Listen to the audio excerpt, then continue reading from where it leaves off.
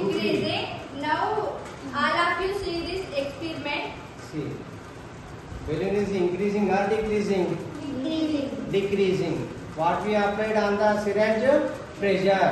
When the pressure is applied, the value will be decreasing. Okay na?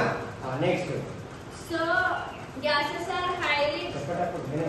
Next, volume is increasing, then the pressure will be decreasing. Pressure decrease అయినప్పుడు volume ఏమవుతుంది? Increase అవుతుందా? చూడండి ఒకసారి. Volume increase అవుతుందా? ఓకేనా? Next.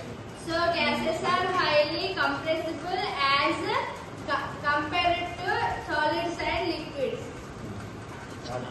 ఒకసారి చూద్దాం.